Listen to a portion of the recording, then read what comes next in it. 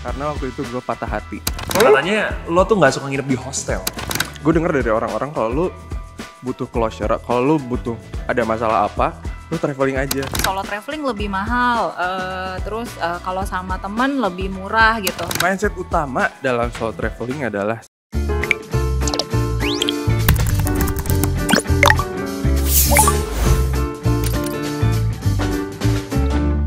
Halo teman-teman jenius, selamat datang lagi di Money Language. Kali ini udah volume 7, di mana kita bisa ngulik cerita, curhatan, sampai solusi keuangan dengan cara yang seru. Nah, buat teman-teman jenius yang suka sama traveling, kalian harus nonton episode ini sampai habis karena bintang tamu kita kali ini adalah sosok seseorang yang suka traveling dan juga bikin konten dari traveling dengan kontennya tuh estetik gitu. Kan susah ya kayak bikin konten traveling tapi harus estetik juga. Nah ini adalah salah satu pionir ya. Wih keren. Langsung aja kita sambut dengan meriah. Jadi gini Mi aka Fahmi. gue harus gini nih. Karena tadi lu manggil gue sosok, gue jadi kayak harus kayak gini. Sosok tuh maksudnya kayak sosok goib gitu loh. Enggak ya? Tahayul. Lebih ke sosok yang respect lah. Gitu. Respectable. Karena jadi tema kita kali ini adalah traveling ya. Teman-teman jenius tuh pasti banyak banget yang suka traveling. Kayak gue tuh solo traveling suka banget. Gue paling jauh solo traveling ke sini, Studio Genius. Oh. Jadi, iya benar. Demi apa? Iya. Gila coba. Lo kan emang tinggalnya di aduh apa nih yang lucu apa ya? Gue belum nyiapin. Azerbaijan kan. Kesini jauh banget. Iya, orang-orang mikir kan solo traveling ke Genius bercanda aja lu kan rumahnya di Bintaro. Enggak. Lu nggak tahu aja pick up point lu di mana nggak tahu. Nggak tahu. Gua tuh dari Azerbaijan ke sini langsung. Gua hanya membawa sling bag. Gokil. Hanya membawa sling bag. Emang light traveler gitu ya? Light traveler konsepnya Marie Kondo gitu-gitu. Marie Kondo, yes. Marie Kondo kan terinspirasi dari Mario Kondo. I told you. Demi apa? Ya, anyway, Fahmi, sebelum lo enough about me, gue tuh emang gitu terinspirasi dari Jimmy Kimmel gitu gue cara pembawaannya, sorry ya kalau gue agak-agak kayak western gitu. Lo selain, kayak kalau gue tanya lagi sibuk apa, kayak semua orang udah tahu ya, lo pasti sibuk traveling dan bikin konten. Enggak, justru sekarang gue lagi santai-santainya. Gue lagi menikmati, gue nyetok buah, nyetok telur buat sarapan, bikin potong buah pagi-pagi. Kemewahan yang biasanya gak gue dapetin karena gue biasanya traveling tuh bisa kayak sebulan gitu gak pulang. Jadi ini kayak pit stop gitu ya? Jatuhnya staycation gue di Jakarta tuh. Staycation ya, jadi lo menikmati dulu, nanti baru pas keluar lo ini mode petualang. Survival lagi ya, survival mode lagi ya. Oke. Tapi lu emang dari dulu suka traveling? Dari Sejujurnya baru mulai traveling tuh 3 tahunan terakhir ini. Pas ngonten itu gue baru pertama kali traveling. Sebelumnya aku hanya manusia biasa yang hidup hari-hari. Hobi gue hari-hari baca, dengar musik, gitu-gitu aja. Nggak ada yang heboh kayak Korea traveling kemana tuh nggak ada. Pertama kali gue traveling tuh justru waktu itu setelah kerja kayaknya 3 tahun yang lalu gue ke Bali. Oke. Tebak kenapa gue ke Bali? Untuk membaca buku dengan salah. Gue tahu melukat. Ngedit. Salah. Karena waktu itu gue patah hati. Insert lagu-lagu sedih. Lagu sedih ya, biar kayak cerita gue tuh agak ini naikin engagement. Ini belum pernah dikasih tau di podcast manapun kan? Biar kayak podcast biasanya. Ini cerita yang belum pernah gue ceritain di mana. Sorry kalau lo gak mau cerita gak apa ya? Gak apa. Oke, terus. I'm cool. Tapi jadi gini, Mi. Jadi gini Mi. Jadi itu tuh awalnya itu. Jadi pertama waktu itu tuh gue solo traveling ke Bali, ceritanya gue patah hati. Gue butuh closure. Gue nggak bisa nih melanjutkan hidup kalau gue belum menutup kepatah hatian ini. Oke. Gue dengar dari orang-orang kalau lu butuh closure, kalau lu butuh ada masalah apa, lu traveling aja. Kelar tuh masalah lu. Gue percaya. Oke. Akhirnya gue ke Bali. Gue ke Bali 10 hari. Waktu itu gue masih kantoran. Ya. Gue kerja kantoran sebelumnya. Jadi lu cuti tuh? Jadi gue cuti, 10 hari gue ambil semuanya. Gue ke Bali, terus gue ngonten. Karena apa sih? Karena itu juga pertama kali gue solo traveling ya, dan gue tuh nggak tahu koreonya apa sih kalau lu solo traveling tuh harus ngapain. Oh iya. Kan apa gue harus mannequin challenge atau apa, kan gue nggak tahu ya, karena lu sendirian di sana apa. Iya, maksud gue kayak gue bingung mau ngapain, akhirnya udah gue ngonten aja. Oke. Gue ngonten ternyata gue upload di TikTok. Itu kalau nggak salah video kedua yang gue upload itu yang nonton 1 juta orang, Pak. Video kedua di TikTok? Video kedua di TikTok gue yang nonton 1 juta orang. Itu kontennya apa? Masih inget gak? Kayak day in my life aja sih, kayak gue di Bali. Cuman emang gue waktu itu tuh posisinya karena gue tuh ternyata traveling tuh capek ya. Jadi gue ngisi VO-nya tuh agak lemas, kayak hai gue lagi di Bali. Lu nggak mau nunggu sampai lu nggak capek dulu gitu? Enggak, karena gue rasa siapa yang mau nonton kata gue. Jadi ya udah seadanya aja gitu. Oke. Kayak waktu itu tuh ya udah ngomong seadanya, ternyata orang suka dengan orang-orang lemes kata gue. Lu jangan terlalu energetik sekarang. Jadi itu emang kelebihan kuncinya lo ya. tuh waktu itu gue lemes, terus orang-orang ternyata suka gaya video yang kayak gitu. Oke, jadi teman-teman Genius bisa komen di bawah apakah pembawaan gue harus kayak gini atau kayak biasa gitu ya. Iya. Terus akhirnya wah, popularitas nih. Baru video kedua sindrom. Iya, gue mengaku. Video kedua orang, bisa nih ada jenjang karir yang bisa gue lihat, akhirnya gue terusin. Oh, mulai dari situ. Mulai jadi dari patah hatinya situ, membawa berkah ya. Patah hatinya tetap Iya dong, membawa luka, cuman abis itu ya berkah ujung-ujungnya. Iya dong, karena kalau lo nggak patah hati kayaknya lo nggak bakal bener traveling 10 hari terus ngonten gitu kan. Jadi selain thank you Beyonce, thank you orang yang matahin gua waktu itu. Bener nggak? Bener. By the way, ini ada cerita unik nih dari Fahmi yang kita semua mungkin banyak Apa yang nih? belum tahu ya. Lo tuh dulu katanya pernah stay di stasiun Jatinegara. Jadi katanya orang-orang tuh kalau healing tuh mungkin mereka kayak ke Bali atau enggak mungkin ke puncak gitu. Fahmi waktu itu healing di stasiun Jatinegara. Oke. Itu boleh lu ceritain gak gimana ceritanya? Gue sih risetnya dalam ya ternyata. risetnya dalam ya. Gue sempet nanya orang tua lo juga sih. Baik. Ya, terus gimana? Jadi sebenarnya pertama kali, jadi sebelum ke Bali ini tuh pertama kali gue jalan-jalan tuh ke Jakarta sebenarnya. Ke Jakarta gara-gara waktu itu gue mau interview kerja, Pak. Sorry, lu asalnya dari mana? Cluenya gini. Dari mana coba? Gini, Bali. Bukan, Ciamis, Jawa Barat. Prank gitu. Nice, gue suka. Unexpected. Minum dulu ya. Oke, terus? Jokes Parto. Padahal gue udah nyiapin jokes itu buat lu. Ya kan? Ternyata lu duluan. Tenang. Terus. Minum dulu. Waktu itu pertama kali ke Jakarta buat interview kerja. Oke. Misal katakanlah interview kerjanya tuh Selasa, gue udah nyampe Jakarta tuh Senin pagi. Subuh lebih tepatnya jam 4, jam 5 pagi. Check-in hotel kan ya jam 2 siang lah ya yang paling cepat gitu. Itu saking gue pertama kali gue pergi sendirian. Kan ini juga mau interview kerja ya Pak. Kalau sama ibu kan jatuhnya kayak lu mau daftar PAUD. Iya. Jadi gue harus, berani. Ini gue mau kerja. Tapi padahal orang tua lo mau ikut sebenarnya. Enggak juga, mereka juga. Enggak juga ya. Kurang peduli sih. Tapi gue tuh kayak, ini tuh sebenarnya gue takut. Cuman kayak, masa lu mau kerja diantar? Nggak bisa dong. Iya. Gue ya udah pergi sendiri. Mending kalau diterima, kalau nggak diterima udah diantar, nggak diterima. Kata gue rugi bandar ya. Rugi. Terus? Akhirnya waktu itu nyampe di stasiun Jatinegara tuh jam 4, jam 5 pagi. Check-in hotel baru jam 2 siang. Saking gue nggak berani kemana-mananya, takut salah, takut nyasar, takut diculik. Terus gue dijadiin giveaway kan. Nggak ada yang tahu ya. Nggak ada yang tahu. Lagi rawan ya sekarang ya. Gue berharga banget kan. Iya, exactly. Berharga banget buat emak gue sih.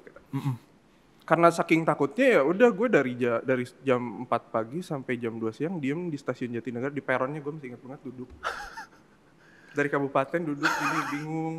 Gue mau pergi juga takut. Sempet disantunin nggak waktu itu? Ini nggak pernah.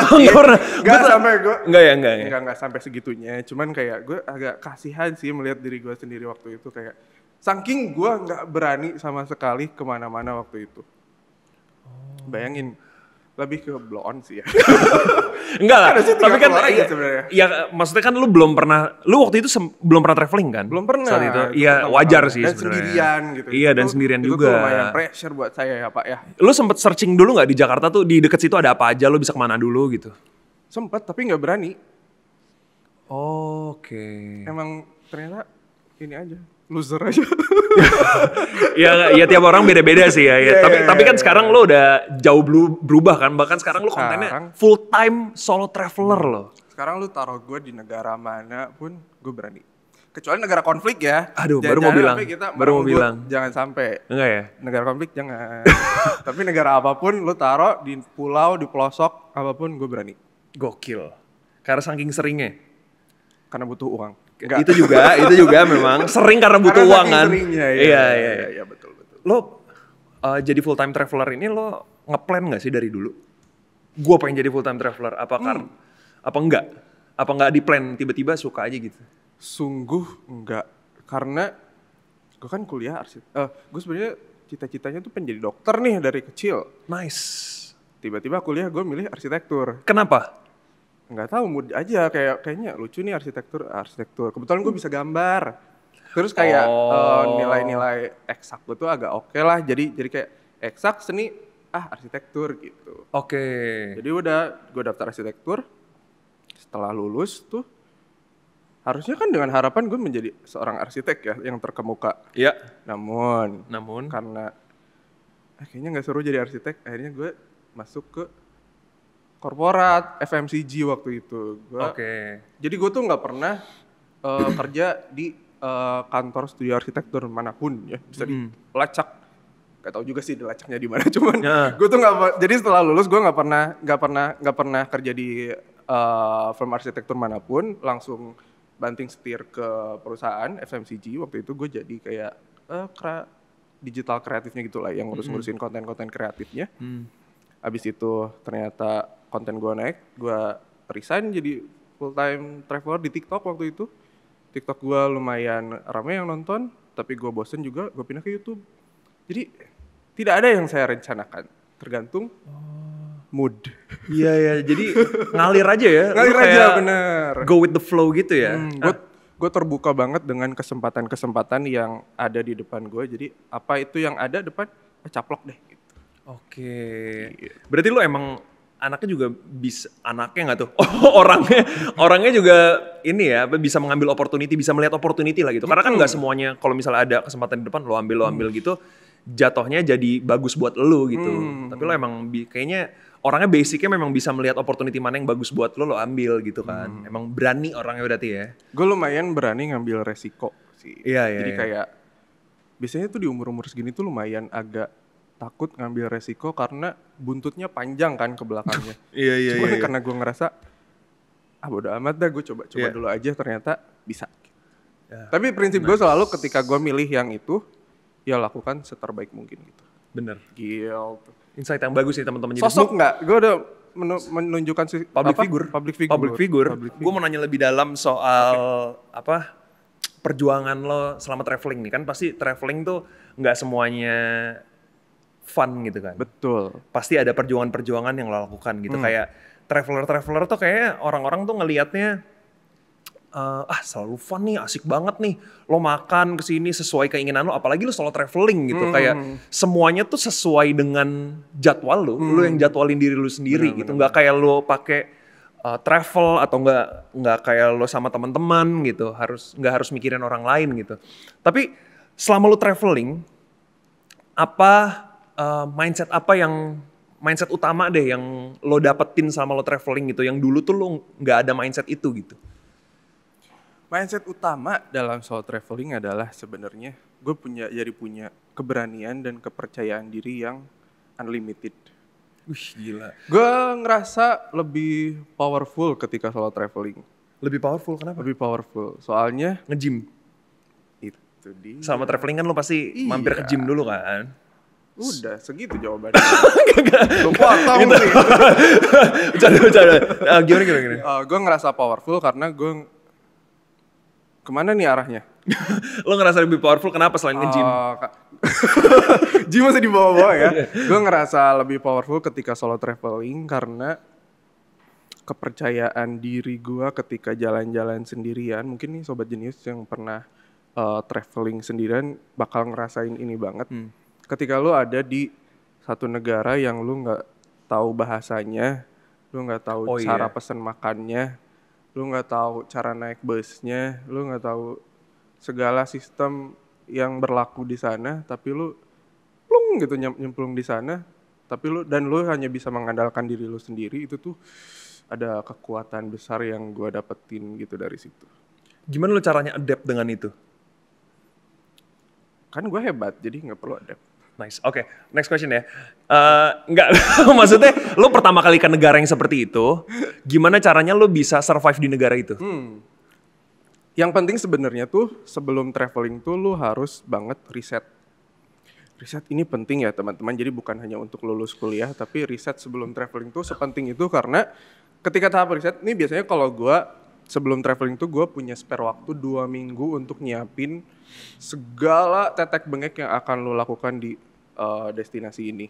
Dari mulai itinerary yang detail tuh gue bisa punya rundown di Excel, jatuhnya gue kayak panitia pelaksana ya, kayak hari ini tuh jam 8 sampai jam segini gue kemana, habis itu gue kemana, naik apa, pesen apa, di tempat makan ini harganya berapa, itu tuh udah gue rinci sedemikian rupa.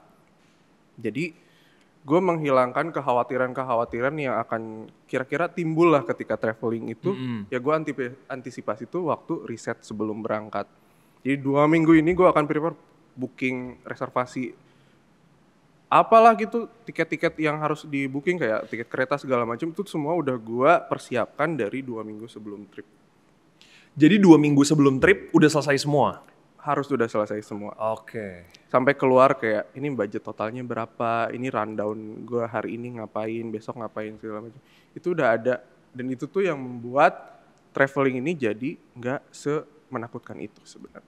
Karena lu udah mempersiapkan dengan matang kan? Iya, kayak tiba-tiba ada bus ini, udah gue prediksi. Oh gitu. Bohong. Yang bohong yang mana nih? Yang bohong jangan-jangan dari awal ya, tadi lu kuliah arsitek, terus lu jadi berani traveling, itu bohong tuh. Ini tergantung mindset sih. Lihat gue bohong atau enggak tuh mindset orang. Oke. Gue percaya sih sama lu. Percaya kalau lu pembohong. Apa yang ada di benak lu ketika lu mendengar kata uang? Uang tuh lagu. Uang, hujan, turun lagi. You sing you old. Enggak sih menurut gua. Deh umurnya. Iya sih ya. Itu dulu sempat jadi ini, tau gak lu di TV ada iklan ringtone. Iya bener. Gokil. Oke, apa? Uang. Selain ringtone ya, selain RBT. Kalau ada orang bilang tuh uang tuh kayak ada old money. Ya. Money. Kalau gue tuh cute money. Money. Uang itu imut. Kenapa imut? Uang tuh imut. Karena nih, saya jelaskan ya filosofinya. Oke. Bapak mau serius ya Pak ini? Saya minum dulu. Kopi, mantep dah. Ya. Gue tuh punya salah satu moto hidup kali ya kalau disebutnya tuh. Moto hidup gue tuh adalah living life to the cutest. Oke. Jadi kalau orang lain living life to the fullest, sepenuhnya, segila-gila, kalau gue seimutnya aja. Itu gue lihat tuh di postingan lo. Ada di depannya tulisannya living life to the cutest. Living life to the cutest, hidup seimutnya. Karena gue tuh gak gila-gila hidup sih, kayak ya kita hidup secukupnya aja. Secukupnya aja. Seimutnya aja bahasa gue itu gitu. Iya. Itu yang selalu gue percaya dan sekte itu yang selalu gue tularkan kepada teman-teman. Sekte. Karena sekte hidup imut. Gue pemimpinnya di sekte itu, gue rasa sih. Iya. Jadi imut tuh jatuhnya sederhana ya? Mungkin imut ya? tuh sederhana ya, lebih ke gue tuh menemukan kebahagiaan dari hal-hal kecil yang ada di sekitar kita yang biasanya kita tuh take it for granted. Contoh? Kayak spray baru dicuci malam Jumat, besoknya kan weekend. Itu tuh gue finding joy banget di situ. Daun-daun jatuh, ngeliat kucing di mana, ada botol 2, kayaknya ini malam kayaknya orang habis ngobrol terus banyak hal gitu-gitu. Gue suka banget ngeliat hal-hal kecil yang gue ketemu random di jalan atau enggak yang biasanya enggak kita perhatiin. Itu ternyata bring joy kayak membawa kebahagiaan banget gitu buat gue. Dan gue pikir untuk kita bisa menikmati hal-hal kecil kayak gitu tuh, kita perlu dulu ngerasain gimana bahagia mentok dari ngejar hal-hal besar. Oke. Untuk kita supaya bisa notice hal-hal kecil, bahagia dari hal-hal kecil tuh kita perlu dulu ngerasain gimana susahnya, beratnya, strugglingnya kita ngejar hal-hal besar. Ya. Dan hal-hal besar biasanya butuh uang, teman-teman. Betul. Hal-hal besar biasanya butuh uang, teman-teman, ya. Dan itu yang bikin mindset gue tuh justru ketika gue, kenapa sih cari uang, ngelihat uang tuh kayak gimana. Gue tuh bukan kayak cari uang sebanyak mungkin supaya gue bisa beli apa yang gue mau, gue bisa punya waktu luang, financial freedom lah gitu ya. Mungkin ada orang yang punya tujuan hidupnya gitu, tapi gue tuh memandang uang tuh ya udah seimutnya aja gitu. Gue tuh nggak apa-apa kok masih bisa, gue nggak apa-apa kok bekerja keras, gue nggak apa-apa kok ada lemburnya, gue nggak apa-apa kok ada ngeluhnya ketika ngerjain sesuatu, karena itu bagian dari hal besar yang sedang gue kejar, yang senang juga gue lakukan. Tapi di sisi lain tuh ada efek sampingnya, gue jadi bisa menikmati hal-hal kecil Ya. dengan lebih mindful gitu. Iya asik dong ya. Jadi gue melihat uang tuh sebagai hal untuk gue ngejar hal besar, supaya di waktu yang sama gue bisa menikmati hal-hal kecil. Karena nggak bisa kita nikmatin hal kecil tapi kita nggak pernah tahu rasanya bahagia mentok karena duit. Iya. Biasanya orang-orang kaya tuh kebahagiaan tuh nggak melulu soal uang. Nah untuk bisa ngomong kayak gitu kan lu harus tahu dulu rasanya mentok bahagia gara-gara duit, Karena terus uang. bingung Betul. mau ngapain Iya. gitu. Baru gitu. Bahagia itu nggak soal uang karena Anda sudah pernah merasakan. Iya, Gitu. aku belum pernah gitu. Hai, Tapi iya. gue nggak ada keinginan untuk ke situ gitu. Gue tuh beneran nggak ada rasa-rasa ingin financial freedom atau segala macam. Tapi gue tuh cuma pengen, nih gue masih ada penghasilan yang cukup untuk gue tetap hidup, untuk mengurangi kekhawatiran gue yang bisa gue selesaikan dengan uang gitu, kayak kebutuhan sehari-hari segala macem. At the same time gue masih bisa nikmatin hal kecil dari situ. Asik. Makanya uang itu imut. Jadi definisi uang imut tuh itu ya. Jadi lu bisa menikmati hal-hal kecil dari uang. Betul. Sebenarnya nggak semua orang bisa menikmati hal-hal kecil gitu sih ya. Kayak memang lu harus merasakan dulu hal-hal besar gitu. Lu menikmati hal-hal besar dulu. Kalau lu udah menikmati itu to the fullest, jadi lu bisa menghargai hal-hal kecil gitu. Ternyata nggak ada apa-apanya ya di atas sana gitu. Iya. Gue tuh ngerasanya kayak gitu. Meskipun gue belum kayak di atas gitu, tapi kayaknya sih begitu ya. Iya, dari lu sudah sempat testimoni, merasakan kayaknya gue udah. kayaknya sih begitu. Iya, Tapi kan gue juga nggak menafik kemungkinan kalau gue menikmati daun-daun jatuh, tapi daun ginkgo biloba di Korea, flightnya pakai apa? Iya benar. Bukan pakai daun kan, pakai uang. Tetap pakai uang kan. Gitu. Cuman itu mindset gue tuh ya udah, nih gue cari uang supaya gue bisa flight ke Korea. Nanti di sana gue menikmati hal-hal kecil. Gitu tujuannya. Ya hal-hal kecil juga butuh uang gitu kan. Betul. Yes. Nah ngomong-ngomong soal mindset keuangan, apa yang paling penting yang menurut lo yang harus disiapkan sebelum traveling soal keuangan? Oh, gue tuh sebelum traveling, selain gue udah punya itinerary yang lengkap segala macem, itu gue udah tahu budget totalnya akan berapa. Oke. Karena gue tipe yang ngetrip tuh, kayak tadi gue bilang kayak panitia pelaksana, kayak korlap gue di Excel gue tuh udah ada tulisan jam segini kemana. Termasuk kira-kira naik kereta tuh habis berapa, pesen apa di sana tuh makanannya kisaran harganya berapa, itu tuh udah dihitung tuh gue dari awal.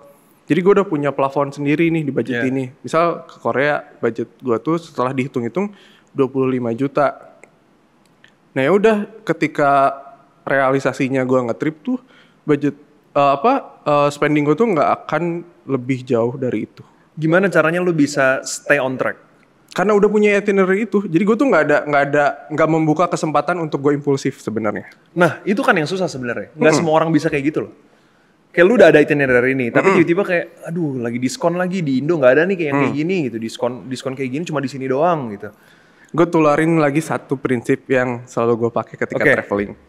Selalu travel with purpose. Traveling itu selalu punya lu maksud tujuan lu tuh apa. Ketika lu udah punya maksud tujuannya apa, lu akan fokus ke situ aja. Jadi ketika contoh gue ke Seoul, ke Korea tuh ya purpose gue tuh untuk gimana caranya gue berdamai dengan kesendirian, kesepian. Itinerary yang gue susun akan membuat gue tuh ya datang-datang ke tempat-tempat yang kayak rame, supaya gue tuh ngerasa gini ya rasanya sepi di tempat rame. Jadi gue tuh selalu punya purpose nih, gue traveling ke sini gue pengen belajar apa, gue traveling ke sini tuh pengen belajar apa. Purpose itu yang bikin gue jadi keep on track. Track ini tuh gue tuh nggak ada agenda jalan-jalan beli sesuatu loh. Kalau mau sekalian lu travel with purpose tuh ya lu ke Jepang untuk belanja gitu. Atau lu ke Bangkok untuk beli baju-baju, sengaja trip itu tuh. Mungkin karena frekuensi trip gue juga udah lumayan sering. Jadi gue tuh nggak yang gila-gila sampai kayak trip ke sini gue belok ke sini dulu. Itu tuh udah nggak ada keinginan kayak gitu, karena setiap destinasi gue udah punya purpose-nya dari awal. Gue pengen belajar ini, gue pengen belajar nyembuhin ini, gue pengen belajar gini, gue pengen belanja segala dari awal tuh gue udah punya purpose-nya. Jadi bahkan lu udah nggak tertarik untuk out of budget gitu ya, kalau misalnya ada hal-hal tertentu, lu udah nggak tertarik lagi gitu? Jarang banget, jarang. Kayak misal, kalaupun gue nemu barang, aduh ini lucu banget lagi, gue kan suka banget hal-hal yang lucu ya, yang imut. Gue tuh, teman-teman jenis juga pasti ada yang kayak ke toko souvenir apa, aduh imut banget, pengen gue kantongin, tapi gue tuh cuma ya udah nikmatin excitement gue di situ aja, kayak ih lucu banget. Tapi gue balik lagi purpose gue di sini tuh nggak ke situ. Gitu. Tapi ngomong-ngomong soal mindset keuangan, gue mau nanya-nanya lebih lanjut soal mindset keuangan, karena kalau dari lu nih kan gue udah menggali tadi ya, gue udah menggali mindset keuangan gimana caranya, dan itu kita harus punya purpose gitu kayak lu tadi. Betul. Nah tapi gue mau menggali lebih dalam lagi sama pakarnya. Teman-teman Jenius pasti udah kenal juga orangnya. Beliau adalah pakar soal keuangan, apalagi dia bisa memberitahu kita nih, memberikan insight-insight yang bagus soal mindset keuangan, gimana caranya kita bikin mindset keuangan yang baik untuk traveling. Gitu. Kita langsung aja panggilin Mbak Uli Safitri selaku Certified Financial Planner dari OneShield. Halo Mbak Uli, apa kabar? Alhamdulillah baik. Sawadika. Jawabnya apa? Kapunka. Terserah aja, nggak ada apa-apa. Bukannya katanya kalau perempuan ka, cowok iya, kap gitu kan, gitu. sawadika. Kalau apa? Cowok? Kap. Kap. Kalau cewek? Ka. Oh, sawadika. Kalau lu beda. Apa tuh? Apa? Nah, gue belum nyiapin ya. Coba lu siapin. Suka nggak prepare. Iya, gue tuh kayak prepare. mau mancing tapi aduh gue belum siap. Ngomong-ngomong soal prepare. Iya, itu dia. Thank you banget bridgingnya. Halo. Smooth langsung. Ya, ngomong soal prepare, kita membahas soal preparation untuk kita traveling nih, yaitu keuangan. Nah, Mbak Uli ini kan sebagai pakar keuangan, jadi kita boleh tanya-tanya apapun nih soal keuangan ke Mbak Uli. Ini konsultasi RP0 ya dengan Mbak Uli di sini. RP0 betul. Jadi kalau lu mau tanya-tanya ke Mbak Uli apapun soal perencanaan keuangan kalau lu mau traveling, juga apa. Kalau misalnya nanti lu mau beli rumah bahkan gitu-gitu juga bisa tanya, bebas. Nggak cuma traveling. Emang agen rumah juga termasuk? Semua asuransi juga. Multi talenta ya. Steril kucing juga boleh nanya ke gua. Oke, pantes dari tadi gue tuh kayak ada ngelihat unsur-unsur Persians-nya gitu. Iya kan? Demi apa sih? Oke, ngomong-ngomong soal kucing, enggak ada yang bercanda. Mbak Uli, Yes. Aku mau tanya, ini pertanyaan yang sangat general tapi penting. Yap, apa itu? Menurut Mbak Uli sebagai financial planner, apa hal yang harus dipersiapkan sebelum kita traveling soal keuangan? Yang paling penting. Saya tuh agak gimana gitu ya, soalnya kan ini bapak dokter ya, dokter. Sempat mau jadi dokter cuma nggak jadi dokter. Jadi Aku jadi itu cuma karena gitu keburu kan. bangun ya, jadi kayak ada. Dari pingsan gitu kan. Gelarnya Tahayu, nggak apa-apa ya. Nggak apa-apa. Oke, sebelum traveling. Kalau tadi kan bahas sama Kak Fahmi tentang travelingnya gitu ya, sebenarnya bisa dibilang traveling itu mungkin udah setengahnya klimaks ya Kak ya.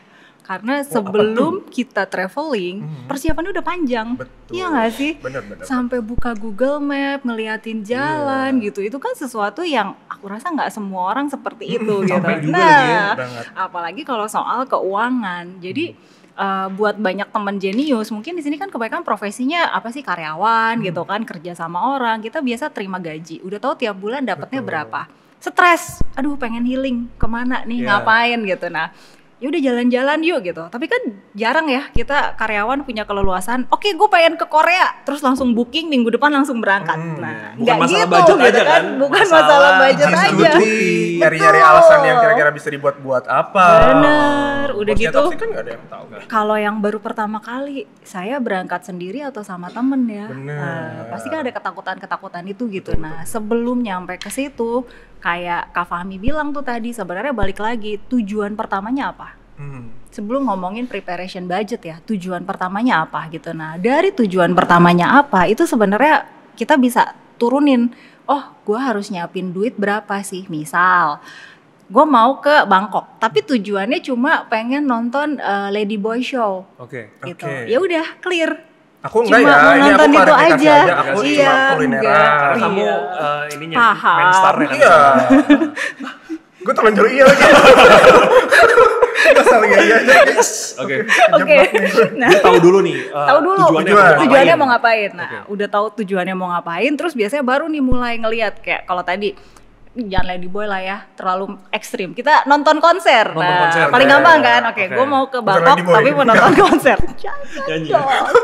Kita nggak tahu yang terkenal siapa, Coldplay atau apalah gitu kan. Nah, kita mau nonton konser. Terus pas mau nonton konser, lihat, aduh kok tiket pesawatnya udah mahal, kok hotelnya udah mahal. Oh kalau kayak gitu berarti daripada saya berangkat sendirian, mungkin better saya barengan sama orang. Jadi bisa share cost. Tapi fokus tujuannya ngapain. Jadi ketika kita fokus, kalau tujuannya mau nonton konser kan ya udah konsernya hari apa, mungkin kita berangkat sehari sebelum, pulang sehari sesudah, that's it, selesai. Tapi kalau tujuannya gue pengen menikmati A to Z di Vietnam, dari Hanoi turun ke tengah ke Hoi An, terus sampai ke Saigon gitu kan, sampai ke Ho Chi Minh City, dan it's a different story gitu. Budgetnya juga berbeda gitu. Jadi itu dulu yang perlu dipastiin ya sama masing-masing teman-teman. Atau sesederhana gue cuma pengen ke Bangkok makan tom yum doang. Betul. Tapi tom yum yang dari resto Michelin star atau gitu ya, siapalah, itu yang perlu ditentukan dulu. Nanti setelah itu ditentukan, barulah mulai riset kecil-kecilan. Butuh apa aja sih gitu. Nah butuh apa ajanya sebenarnya cuma 3 sih basicnya. 1, mau naik apa ke sana. Betul. Ya kan? Abis mau naik apa? Mau nginep di mana? Mau tidur di mana? Apakah mau di hotel bintang 5, 4, 3, 2, 1 atau hostel atau homestay? Atau cari tebengan. Oh, ada teman saya lagi perjalanan dinas di sana. Bisa nggak nebeng gitu kan? Yang kenal. Bisa juga. Iya kan? Ya, ada yang nerima. Ada pengalaman? Nggak ada. Gue sempat lihat tuh, orang-orang tuh banyak yang nebeng di tempat orang-orang itu tapi ada tetap sih, homestay ya? ada. Bukan ya? Couchsurfing namanya. Couchsurfing. Oh iya. Kalau homestay biasanya kayak kita tinggal di rumah orang. Jadi ada ownernya, terus ownernya biasa masakin breakfast, masakin makan malam, tapi tetap bayar. Tapi kayak homey gitu. Kadang mereka punya anak, kita juga bisa ngobrol sama anaknya, kayak temenan gitu. Itulah, jadi itu ya 2. Biaya transportasinya naik apa, tidur di mana, terus makannya apa. Nah makannya apa, kenapa penting banget buat ditentuin makannya apa. Kan sehari makan 3 kali ya gitu. Sukanya tiap orang kan beda-beda nih cara memandang makanan. Apakah hanya memandang makanan sebagai yaudah yang penting gue kenyang, atau emang seorang foodie, gue ke tempat baru masa iya gue nggak makan makanan lokalnya gitu kan. Atau kayak juga gue ke Jepang terus ada satu sushi hero apa siapa gitu yang harganya mahal banget, atau gue harus makan wagyu Kobe di Kobe gitu. Budgetnya kan beda cerita lagi gitu kan. Daerahnya juga beda lagi. Betul, daerahnya beda lagi. Gitulah pokoknya. Jadi tapi semuanya dari mana muaranya, tujuannya apa dulu.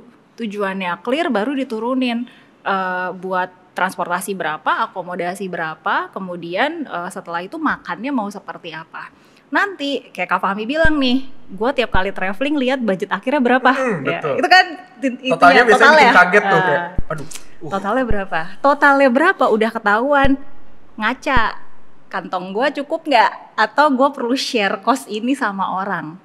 Nah itu bisa menentukan juga apakah kita better solo traveling atau kita better traveling sama orang gitu. Jadi tanpa kita sadari ya sebetulnya pada saat kita traveling itu sebetulnya itu dunia nyata melatih kita untuk manage uang yang emang cuma segitu-gitunya, harus cukup. Kalau nggak dicukupin nggak pulang. Kan negara orang masa terdampar gitu kan, ntar dicariin gitu. Oke, jadi memang kita harus tahu dulu tujuan kita tuh ke luar negeri ngapain teman-teman Genius. Karena kalau misalnya kita udah tahu tujuannya, baru kita bisa tahu itinerary-nya dan juga budgetingnya tuh gimana. Betul. Nah kalau Fahmi sendiri kan lebih suka solo traveling nih kan. Tadi ada solo traveling atau enggak sama teman-teman. Case-nya tadi kalau kata Mbak Uli, solo traveling itu ya jatuhnya lebih mahal karena kita nggak bisa share cost. Seringkali lebih mahal karena kita nggak bisa share cost sama teman-teman. Lo sendiri cara ngatur keuangannya gimana kalau lo solo traveling? Terlebih katanya info gue dapat dari keponakan bokap lo, katanya lo tuh nggak suka nginep di hostel. Nah, Citra pick me gue makin naik. Teman-teman, jangan percaya info keponakan bapak saya. Oh jangan percaya, jadi itu nggak benar? Benar. Benar kan? Gimana? Emang ketika kita budgeting nih karena aku tuh lumayan sering traveling nih. Sebulan bisa 1 negara. Jadi kayak setahun tuh bisa 12 negara. Minimal 1 negara tuh. itu 12 di luar Bangkok kan yang Di kamu luar bolak-balik Bangkok terus. itu Bangkok ada lagi, jadi itu sebulan 2. additional adds-on kalau Bangkok tuh jatuhnya. Iya. Tapi saking seringnya itu tuh udah kebaca polanya sebenarnya betul. Kayak awalnya tuh sebenarnya yang bikin mahal banget tuh tiket pesawat. Tiket pesawat ini kan sangat menentukan, apalagi kalau kita terbangnya ke negara-negara yang jauh itu lumayan kayak 50-60% dari budget traveling kita tuh habis di pesawat sebenarnya. Ini ciri khas solo traveling nih. Apa tuh? 50-60% tiket pesawat. Kalau yang traveling suka hura-hura, biasanya tiket pesawat itu mungkin 30-40%. Oh iya juga ya. Iya. Kedua tuh selain tiket pesawat tuh di hotel, akomodasi. Aku tuh emang tipe yang tidak nginep di hostel. Kenapa? Saya disclaimer dulu ya teman-teman Genius, takutnya saya kayak aja lu pick me gitu. Enggak, tapi karena aku juga traveling tuh untuk sekalian kerja, mencari tutup lobang lah dari lobang-lobang yang sudah saya gali dengan impulsif itu. Itu sambil kerja tuh kerjaanku tuh kebanyakan ngisi voice over, bikin konten ngedit segala macam yang butuh ruangan yang khusus private tertutup, ya. Private. Maka Juga butuh kenyamanan kan sambil bekerja gitu. Betul. jadi pilihnya hotel. Hotel pun aku bukan tipe yang kayak aku nggak mau minimal 4 season atau enggak aku harus aman. Enggak gitu. Kecuali kalau di endorse ya. Kecuali Siapa yang nolak? tiba-tiba luxury aku. tapi kalau itu aku biasanya lebih suka hotel-hotel yang butik aja yang kayak 500 ribuan ke bawah itu tuh masih banyak yang lucu kalau di luar negeri. Iya, betul. Pun aku juga kan anak arsitektur ya, jadi kayak suka banget ngeliat desain Ngeliatin hotel-hotel ininya. yang kayak lucu pernak-perniknya gitu. Nah, itu bagian dari liburanku juga. Gitu. Terus aku biasanya nih sekalian konsultasi juga Boleh. ya. Nah, boleh banget. Aku tuh ketika tiap ngitung budget kan udah dihitung nih rincian segala macam, keluarlah totalnya misal katakanlah 25 juta. Budgetku bulan itu untuk traveling hanya ada 10 juta misal. Wow, hampir 3 kali lipat ya. Hampir 3 kali lipat. Tapi aku ini ada darah Aries yang kayak kalau aku mau itu aku harus itu. Jadi kayak kalau Impulsif. mungkin kan kalau orang kayak yang hitung budgetnya nggak cukup, ya udahlah. Kalau aku tuh kayak kalau cukup berangkat, kalau nggak cukup ya berangkat. Mau nggak cukup berangkat. Berangkat. Ya. Tapi untungnya tuh aku lumayan diuntungkan karena pekerjaanku tuh freelance. Jadi penghasilanku tuh tidak ditentukan, selain ditentukan oleh Tuhan YME, demikian rezekiku juga ditentukan oleh seberapa giatnya saya dalam bekerja ketika bulan itu. Jadi biasanya di bulan itu tuh ketika misal budgetnya ternyata udah over nih dari alokasi budget bulan itu, aku satu akan bekerja keras atau enggak ya udah colong tabungan dikit. Apakah itu tindakan yang bijak? Ini bandel nih Mbak Uli menurut gua sih. Bandel.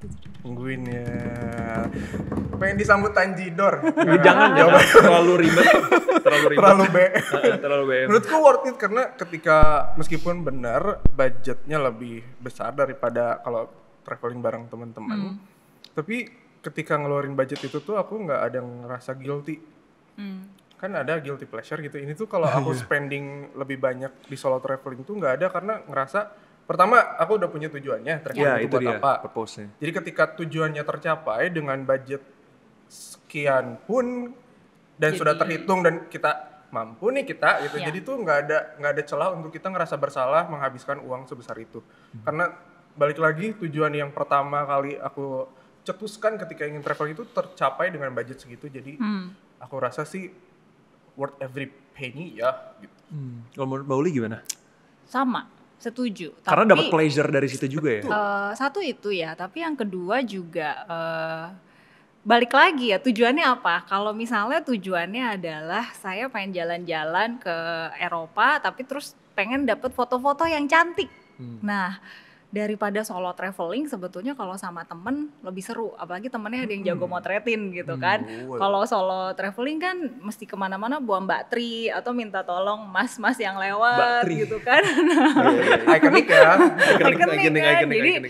Jadi again balik lagi tujuannya apa gitu. Nah tapi kalau misalnya masalah budget sebetulnya menurut saya justru itu bias sih kalau kita bilang solo traveling lebih mahal, terus kalau sama teman lebih murah gitu. Kadang bisa jadi sama teman bisa lebih mahal. Apalagi kalau kitanya introvert, terus beda pendapat tapi nggak berani bilang teman-teman jenius. Yang satu bilangnya ayo kita makan sushi. Padahal aku kayak aduh aku lagi kere makannya konbini aja gimana gitu kan. Tapi nggak berani ngomong gitu. Akhirnya ikut-ikutan makan sushi, terus keluar uangnya lebih mahal gitu. Jadi semua itu balik lagi purpose-nya apa, betul. Budgetnya pribadi berapa, kemudian lebih sukanya yang sesuai dengan purpose kita, apakah solo traveling atau sama teman-teman. Karena kalau sendiri aja bahagia, traveling bareng teman kan bahagianya berkali lipat ya harusnya, harapannya gitu. Jadi balik lagi sih plus minus. Nah kalau misalnya solo atau sama teman-teman dari sisi budget gitu ya, itu biasanya akan ngefek dengan kita traveling ke negara maju atau ke alam. Kalau kayak alam atau negara yang kayak kita nih, kayak Indonesia negara masih berkembang gitu ya, sama teman-teman biasanya lebih murah, betul. Karena apa? Tadi faktor terbesar di pengeluaran traveling, transportasi biasanya lebih mahal kan. Kalau di negara berkembang kita harus sewa mobil, belum ada bis yang ke arah sana gitu kan. Kalau sewa mobil sendiri kan mahal ya gitu. Kalau sama teman-teman bisa bagi 4, bagi 6, bagi 7 gitu. Tapi kalau kita travelingnya ke negara maju yang transportasinya udah bagus, transportasi publiknya sendiri pun murah gitu. Iya sih. Jadi ada banyak faktor sebetulnya. Kita nggak bisa hanya melihat dari satu sudut pandang aja gitu. Bahwa solo traveling lebih murah daripada sama teman. Dua-duanya bisa di manage kok gitu. Asal kita tahu kebutuhannya kita apa. Iya. Traveling sama teman juga bisa lebih murah kalau misalnya teman-teman ada yang bayarin. Kita tuh, itu satu. Atau enggak teman-teman kita juga on a budget juga. Iya. Sama kayak kita, misalnya kita on a budget, teman-teman kita on a budget. Nah pasti akan murah tuh. Cocok. Terus ada satu lagi, ini aku mau share pengalaman juga. Salah satu yang suka bikin agak boncos dan bias juga tuh, ketika kita datang ke negara yang nilai mata uangnya lebih rendah, itu kita akan ada perasaan segitu doang, kayak misal ke Vietnam, terus ke Uzbekistan. Bayangin Kak, aku tuh naik taksi dari Uzbekistan airport ke pusat kotanya. Taksi kan biasanya mahal, nggak ngotak ya. Itu tuh harganya Rp30.000. Itu berapa kilo? Untuk setengah jam waktu tempuh tuh kan kayak. Dan setengah jam nggak macet ya? Dan setengah jam nggak macet, kayak, aku punya uang banyak di sini berarti gitu. Nah itu tuh yang kayak mindset gitu tuh sama sebenarnya di Vietnam juga kan murah ya, kayak apapun tuh nilainya di bawah rupiah lah gitu. Jadi mindset itu tuh yang bikin kita tuh jadi kayak gelontorkan. Padahal ternyata pas dihitung ulang di akhir hari dan di akhir hayat, dihisap sebenarnya. Saat dihisap pengeluaran kita di hari perhitungan, kok jadi mahal ya. Itu tuh menurutku teman-teman jadi itu harus agak waspada ya di bagian situ karena. Sama mau nambahin. Yes. Aku tuh kekurangan ya kalau misalnya ke negara-negara yang nilai tukarnya tuh kayak lebih kecil gitu. Contohnya misalnya di Indonesia kan 1.000, di US misalnya $1 gitu. $1 tuh selalu gua anggap tuh itu kayak 1.000 gitu atau enggak 10.000 gitu. Kelipatan 10 lah gitu. Padahal kan 15.700 gitu kan. Jadi yang kayak $2, 20.000. Padahal 30.000 gitu. Kadang-kadang out of budget tuh di situ kayak ngelihat 2 ya berarti 20 gitu loh. 3 30 gitu. Nah, kadang-kadang tuh kita suka terlena sama itu. Jadi sebenarnya harus hati-hati. Jadi gue tuh kalau misalnya udah lama di sana kayak udah terlalu spending terlalu banyak. Kalau curiga biasanya lihat euro berapa terus baru kaliin segini-segini. Oh iya ternyata euro mahal juga gitu. Jadi kadang-kadang nggak sadar gitu loh. Kalian gitu nggak ya teman-teman jenius? Lo pernah gitu nggak Mi? Pernah gue misalnya di akhir tertipu hari. Gitu. Di akhir hari tuh ngecek ini in and out di Genius. Kan suka kecatat tuh gue transaksinya apa aja. Situ tuh kelihatan. Kadang juga kalau misalnya kita nggak nukerin ke mata uang itu kan di rupiah ya dalam bentuknya kayak. Tadi gue naik makan ini 300.000 kata gue. Iya kan? Ada bias angka. Ini sebenarnya saya juga bingung. Apa saya bias atau saya blow on ya? Kayak ngeliat $2 sama dengan... Coy, 300.000 tuh $18 gitu kan. Kayak $18, 180.000. Iya bener kan? Otomatis itu kali 10 aja gitu. Iya, otomatis kali 10 gitu. Nah, hitung teman-teman hitung. Itu ada tipsnya teman-teman Genius. Gimana? Jadi kayak kalau misalnya kita nih sehari-hari hidup gitu. Kan pasti pernah denger dong. Mesti ada emergency fund. Nah, dana darurat, jalan-jalan juga sama. Kalau jalan-jalan tadi tuh kita harus perniakan dana darurat. ada dong, ada. Kan kita nggak tahu nih, tiba-tiba ada barang lucu pengen dibeli, salah ya. Ya nggak darurat Itu ya. nggak darurat ya, maaf ya. Darurat. Misalnya jatuh, kecelakaan, sakit atau apa gitu. Iya kalau ada asuransi. Kalau nggak ada asuransi kan kepaksa dong keluar uang sendiri gitu. Terus kayak tadi lupa salah ngitung.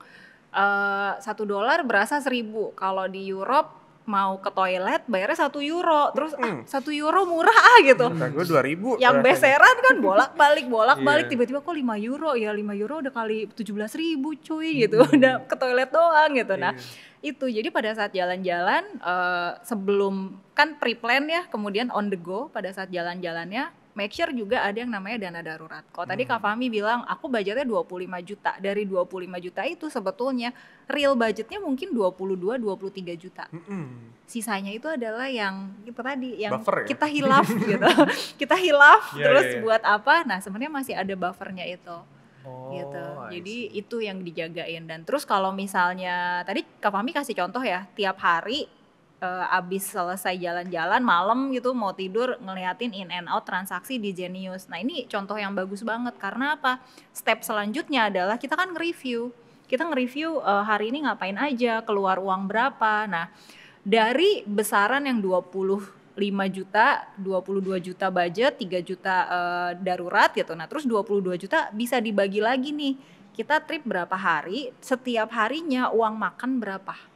Karena biasanya uang makan paling gede kan gitu. Kalau hotel kan udah dibayar di depan biasanya. Transportasi pesawat udah bayar di depan juga. Yang dibayar on the go itu kan cuma transportasi dari satu titik ke titik lain sama makan biasanya. Betul. Kita bisa review di situ dan pada saat review kalau misalnya kok gue tiba-tiba spending 1 juta ya, padahal jatah makan cuma 500.000 gitu. Ya udah kejadian, udah dimakan, udah dinikmati gitu kan. Tinggal berarti besok-besok gue makannya konbini aja, udah gak ada budget lagi buat spoil myself bayar makan 1 juta gitu.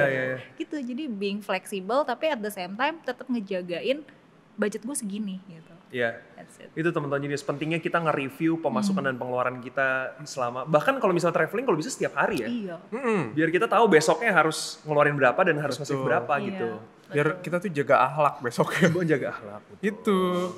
Ingat kita akan dihisab budget total kita di akhir. Semua pengeluaran kita tuh akan ditanya loh nanti. Dipertanggungjawabkan. Kata gua. Tangan kanan cerita apa kata tangan kiri. Itu dia. Madu dan racun. By the way, kultum ya. Bali, ada nggak sih perbedaan financial planning antara solo traveling sama group traveling? Ada banget. Di mana sih bedanya? Kalau solo traveling itu sebetulnya kita lebih leluasa. Leluasa dalam arti ya udah mau spoil myself atau mau hemat-hemat sekere-kerenya juga itu kan kebebasan diri sendiri ya. Kalau misalnya traveling sama teman-teman Biasanya sebelum berangkat itu udah dibagi tugas tuh. Ada satu yang tugasnya bikin itinerary. Jadi pada saat jalan, pokoknya dia tour leader, kita ngikutin di belakang ngintilin. Nah, ada satu orang yang tugasnya megangin semua dokumen. Biasanya gitu kan. Itu paling penting tuh. Nyatet, nyiapin. Oh, udah check-in belum gitu kan. Kita check-in dulu gitu kayak gitu-gitu. Terus ada satu orang lagi yang biasanya jadi bendahara. Nah, kenapa jadi bendahara? Kan nggak mungkin ya kita lagi makan di luar terus bagi-bagi langsung split bill di depan gitu kan, padahal waitersnya udah nungguin, kita mesti bayar langsung. Nah pasti ada satu orang yang akan bayarin dulu. Ya pakai gue dulu deh. Pakai gue dulu gitu. Nanti gue bagi. Nah biasanya satu orang ini setelah trip itu pasti akan ngebagiin Excel transfer kemana gitu. Nah tapi sebagai teman yang tahu diri ya, teman jenius, kalau lagi trip bareng teman-teman seperti itu, betul. Mungkin temannya bisa bayarin pakai kartu kredit dulu gitu ya. Ada baiknya juga kasih uang kas. Jadi semua orang tuh udah chip in duluan di depan, kumpulin dulu di depan gitu. Jadi untuk trip yang kita bareng-bareng, budgetnya tiap orang, let's say 10 juta ya udah. Tapi di luar yang 10 juta itu kan pasti pada saat trip bareng juga ada hari di mana hari bebas gitu ya. Serah deh pada mau ngapain gitu. Sendiri-sendiri ya. Sendiri-sendiri. Nah mereka mau spoil dengan budget masing-masing silakan. Tapi yang grupnya ini pada saat kita bareng-bareng, kita tuh udah ngerasa nih gitu, udah toleransi. Kalau orang susah semua atau sultan semua kan gampang ya. Tapi kalau satu grup ada sultan, ada orang susah gitu kan, kita mesti cari tengah-tengahnya nih gitu. Nah itu di set di depan dulu. Itinerary-nya disetujuin di depan, kemudian yang jadi bendahara siapa, nah inilah yang manage uangnya dan dikasih uang kas juga dari semuanya gitu. Nanti baru laporan pertanggungjawaban. Jadi sebenarnya pentingnya group traveling adalah, jadi kita bisa ada orang yang memanage kayak ada job desk-nya masing-masing gitu ya. Melatih teamwork juga tuh. Melatih teamwork juga ya, jadi penting tuh. Kalau di MBA gitu kan. Ada CEO-nya satu, ada CFO-nya ngurusin uang gitu kan. Terus ada CMO yang ngurusin marketing tripnya kemana gitu kan. 100%. Lebih ini nggak? Lebih complicated nggak kalau group traveling dibanding solo traveling? Sedikit lebih complicated. Karena dibagi-bagi ya? Iya, dibagi-bagi dan ya itu ya, jadi mikirin orang lain kan gitu. Tapi balik lagi juga, ada kalanya seru kok trip bareng itu gitu. Iya. Karena itu kebahagiaannya jadi berlipat. Gitu. Iya sih. Sejujurnya gue nggak pernah solo traveling kan. Jadi gue merasa group traveling aja tuh udah seru. Nah gue penasaran nih apakah solo traveling akan lebih seru atau cobain. Nah itu dia, wajib. Cobain. Nah makanya gue pengen tahu nih, gue nggak mau membuat kesalahan-kesalahan saat solo traveling. Gue mau minta tips dan juga untuk teman-teman Genius juga, bukan cuma gue. Apa tuh? Yang mau mulai solo traveling, lo ada tips nggak yang patut kita resapi dari pengalaman-pengalaman lo supaya kita bisa solo traveling dengan nyaman, tenang dan senang? Oke. Solo traveling itu aku sering banget karena aku kan sering banget bagi-bagi ceritaku ketika solo traveling ke teman-teman di sosmed gitu. Banyak yang jadinya terinspirasi pengen ikut solo traveling juga. Ada yang enjoy banget dan kayak makasih banget ya Mi sudah mengenalkan saya ke dalam dunia traveling, solo traveling. Ada juga yang marah-marah karena kayak aku nggak bisa kayak gini, kayak nggak. Kok nyalain lu? Kan itu ditanggung mereka manusia sendiri. Manusia tuh ya? Ketika ada yang salah butuh orang yang disalahkan. Oh iya, dia terinspirasi dari lu jadi nyalainnya lu. Iya. Nice. Pernah ada kasus ini cerita lagi ya, nggak apa-apa ya durasi nggak apa. Paling dekat lagi nih cerita. Jangan lah, ini penting ya. Jangan, pernah waktu itu gue kan sering cerita ke Vietnam. Ternyata ada penontonku yang ikut ke Vietnam juga. Terus dia naik bus sendirian, perempuan. Yang sebenarnya aku tuh di Vietnam juga nggak pernah naik bus, tapi mungkin dia ngide jalan sendirian naik bus, diturunin lah di tengah kota entah berantah. Dia nggak tahu itu tujuannya kemana. Dia tahu mau pindah kota tapi naik bus, padahal aku aja tuh sebenarnya ngasih tutorialnya tuh naik pesawat. Oke. Tapi dia tuh ternyata naik bus, yang mana aku juga di luar tanggung jawab ya, aku kan gak ngasih tips itu. Tapi karena dia diturunin tengah jalan, terus kayak marahnya ke siapa ya? Ke aku aja lah, yang menginspirasi ke Vietnam gitu. Akhirnya dia marah-marah tuh panjang, gara-gara lo ya, kata gue, salah gue di mana? Tapi mungkin aku paham konsepnya kayak solo traveling tuh mungkin gak untuk semua orang. Betul. Tapi untuk tahu itu bukan untuk semua orang, lo harus nyobain. Ya.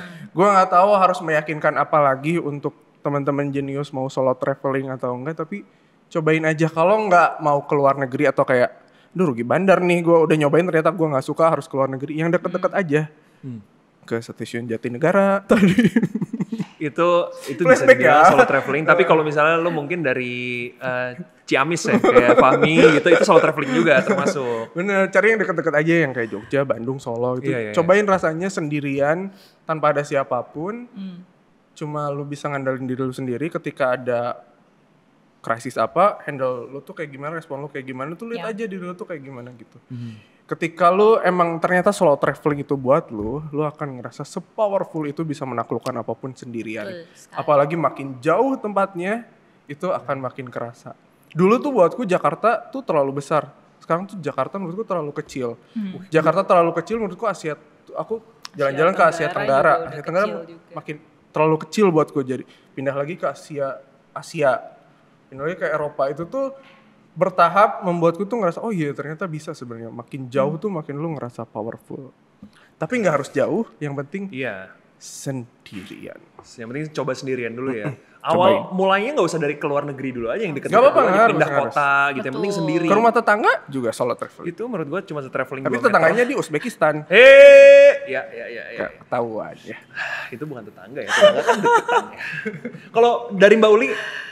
Sama, tapi sebelum ngomongin traveling, teman jenius inget ya, sebelum traveling juga lihat dulu kondisi keuangannya nih. Jangan sampai travelingnya bukan untuk healing, tapi travelingnya misalnya lari dari debt collector. Nah, itu kan tidak menyelesaikan masalah, karena traveling kita spending money, pulang malah makin banyak utangnya gitu kan. Jadi yang disiapkan pertama kali sebelum kita traveling adalah sebetulnya cek sehat gak keuangan kita. Nah, keuangan kita sehat dalam arti apa? Ya punya income sendiri. Akan beda rasanya teman jenius jalan-jalan dengan uang hasil kerja sendiri dengan minta atau dikasih sama orang atau orang tua gitu. Itu akan beda rasanya. Jadi cek dulu keuangan sendirinya udah sehat gak, punya income gak, terus ada tabungan gak gitu kan, kemudian asuransinya udah punya juga gak gitu kan, jaga-jaga kalau kenapa-napa ya. Terus basic-basic kayak udah sodako, udah yang kayak itu kewajiban-kewajiban lah, udah zakat, perpuluhan segala macam udah dipenuhi, jadi yang wajib-wajibnya dipenuhi.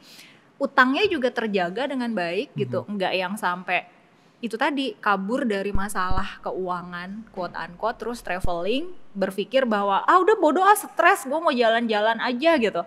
Jalan-jalannya terus nggak mikir gitu kan, jalan-jalannya misalnya ke Jepang kemana, terus spending malah lebih banyak lagi, pulang masalahnya makin bertumpuk. Itu bukannya healing, traveling for healing, tapi yang ada malah jadi traveling buat kabur ya itu kayaknya. Iya, betul. Kayak nggak tenang nggak sih traveling kalau misalnya ada tanggungan gitu ya? Yes. Gitu. Iya, makanya harus cek dulu kondisi keuangan, harus sehat, pokoknya semua tanggungannya udah selesai. Harus sehat. Kemudian yang kedua adalah itu tadi kayak Kak Fahmi bilang gitu ya, set budget. Terus set budget ini kalau mau lebih disiplin, kita udah tahu nih, saya orangnya impulsif. Oh, kalau saya impulsif punya kartu kredit jadi keenakan nih, bisa gesek terus. Nah, kalau pas lagi jalan-jalan pertama kali cobain deh kartu kredit itu di-keep aja di dompet, jangan semudah itu dikeluarkan. Pakai cash gitu, misalnya udah di budgeting, udah di fixin gitu. Atau kalau pakai kartu kredit atau kartu debit kan ada yang kita bisa set ya, kayak versi e-money-nya gitu kan. Saya ngeset cuma di situ tabungan cuma ada 5 juta let's say gitu. Ya udah cuma itu doang tuh. Kalau itu udah habis ya udah selesai. Saya harus ngehemat, nggak boleh maksain spending belanja yang enggak gitu. Jadi itu. Nah, terus yang ketiga, terlepas dari semua masalah finansial ini, tadi Kak Fahmi mention soal powerful. Penting banget untuk teman jenius itu realize bahwa teman-teman jenius itu sebenarnya powerful loh. Every one of us itu powerful. Nah, ngeceknya gimana? Kadang traveling itu bisa jadi salah satu cara untuk ngecek se-powerful apa sih kita gitu. Pada saat kita sudah traveling makin jauh, terus sendirian pula gitu kan, pulang dan akhirnya bisa pulang dengan selamat, membawa banyak pengalaman baik dan buruk, tapi semua tuh rasanya udah manis gitu ya, karena udah bisa kelewatin gitu, lega gitu kan, gitu bahagia gitu kan. Nah, dengan model confidence itu gitu ya, nanti pas pulang itu biasanya pada saat handle uang, kemudian handle keputusan-keputusan terkait keuangan gitu, kayak sesederhana, aduh aku mau beli saham yang mana ya? Biasanya kan gampang dipom-pom orang gitu ya. Tapi setelah jalan-jalan, melewati semua challenge itu, pulang tuh jadi lebih ajek gitu, lebih tahu, lebih kenal diri sendiri, saya orangnya seperti apa sih gitu. Apa yang saya suka, apa yang tidak saya suka, apa yang bisa saya beli, apa yang tidak bisa saya beli. Saya punya budgetnya berapa. Nah, itu semuanya tuh jadi apa ya? Terkristalisasi gitu. Dan akhirnya manage keuangannya jadi lebih baik. Biasanya ya. Iya. Oke. Cobain abis ini kata gue masalah traveling. Jujur teman-teman Genius, gue jadi makin penasaran nih soal traveling ya. Tadi gue denger Mbak Uli, FOMO kan? jadi kayak wah, karena seperti kata Mbak Uli sama Fahmi, kita kalau soal traveling itu kita jadi tahu diri kita sebenarnya itu seperti apa, apalagi kita dihadapi dengan masalah-masalah gitu. Semoga aja nggak ada masalah yang nggak bisa gue hadapin ya saat soal traveling ya. Harusnya sih nggak ada. Dan Semoga kalaupun misalnya ada ya pada saat solo traveling itu, kan kita nggak ada temen ya, nggak ada pelarian gitu. Akhirnya kepaksa ngobrol sama orang lokal. Dan mereka itu biasanya karena udah kasihan ya lihat kita gitu kan, mukanya sedih lagi gitu kan. Ditolong, terus jadi kenalan, jadi punya teman baik gitu. Dan nanti malah kita bisa ngajak mereka juga main ke Indonesia loh. Jadi kita jadi duta pariwisata sebetulnya. Iya juga ya. Habis itu lu join Miss Indonesia. Nah, gitu? Mister kali. Oh iya, maksud saya itu. Udah ganti ya sekarang? Enggak, dari dulu. Iya benar. Gitu. Ya menambah relasi dan juga menambah devisa negara. Betul. Benar. Pejuang devisa kita. Oke, Fahmi, terakhir nih, what's next for you? Apakah ada project baru? Apa ada destinasi negara yang mau lo kunjungin lagi? Aku tuh punya list top 5 negara yang pengen banget aku datengin. Versi on the spot. Versi on the me. On the Fahmi. On the Fahmi. Apa gitu. itu? 5 negara ini masih rahasia, tapi sejauh ini tuh baru negara nomor 3 yang aku bisa unlock. Malta. Di Eropa. Itu ada satu. Baru dengar. Jujur baru dengar sih. Pulau kecil di dekat Itali. Kecil negaranya tuh paling dikelilingin juga cuma 2 jam kalau naik mobil. Negara kecil itu yang aku berhasil unlock tahun ini setelah 7 tahun penantian. Aku punya mimpi pengen ke Malta tuh dari 7 tahun yang lalu. Kenapa? Serius? Kenapa? Gara-gara nonton reality show-nya Korea, ada orang-orang ke Malta kayak, ih seru banget ya kalau bisa ke sana gitu. Terus kayak, tapi kan waktu itu kan mimpi-mimpi yang asal sebut aja, tapi aku tulis gitu pengen ke Malta. 7 tahun kemudian jadi traveler. Kata gue ada dan akhirnya bisa ke Malta. Akhirnya bisa ke Malta. Tinggal gue unlock 4 lagi nih. Kalau 4 ini ke unlock, udah nambah lagi. Pokoknya mau seluruh dunia kan, kalau bisa. Tapi prioritasnya 5 ini. Kecuali daerah konflik. Iya betul. Prioritas 5 ini dulu, nanti nambah lagi bucket listnya gitu. Oke, jadi yang next buat Fahmi adalah lo mau ke 5 destinasi ini. 4 ya berarti, 4 lagi. 4 sisanya, 4 lagi. 4 lagi ya, sisa 4 itu lagi ya. Oke. Nulis buku jadi gak tadi? Gak ada ya. Tadi katanya mau nulis buku di backstage katanya. Buku resep masakan sih aku bisa ya. Resep masak yang bisa dibuat di pesawat gitu ya. Enggak, yang gak bisa dimakan. Kertas contohnya. Karena aneh aja, terinspirasi dari luar negeri. Thank you, ditunggu bukunya ya. Fahmi, ini adalah pertanyaan sakral yang selalu kita tanyakan di Money Language. Siap? Siap, tidak siap ya? Siap. Berdoa dulu ya. Siap, gerak. Fahmi, what is your money language? Cute money, gelontorkan. Apa? Cute money, gelontorkan. Cute money gelontorkan. Cute money gelontorkan. Nice. Tadi kan moto lo apa? Cute. Living life to the cutest. Living life to the cutest. Uangnya juga harus cute, gelontorkan. Oke, itu dia tadi teman-teman Genius. Cute money gelontorkan adalah money language-nya Fahmi. Kita ada yel-yel juga loh. Apa tuh gimana? Nggak ada sih, belum disiapin. Yuk, closing aja, nggak apa-apa. Ngerusak. Lagi mau closing lah ini lah. Maaf. Teman-teman Genius, makasih banyak yang udah nonton. Mbak Uli, Fahmi, terima kasih banyak udah menyempatkan waktu di tengah kesibukan kalian. Semoga sukses, sampai ketemu lagi. Teman-teman Genius, makasih juga yang udah nonton. Jangan lupa saksikan Money Language episode-episode berikutnya dan juga sebelum-sebelumnya kalau pada yang belum nonton. Jangan lupa juga follow Instagram dan semua social media Genius di Genius Connect. Dan sampai jumpa lagi, semoga bermanfaat. Semoga sehat selalu. Dadah! Genius.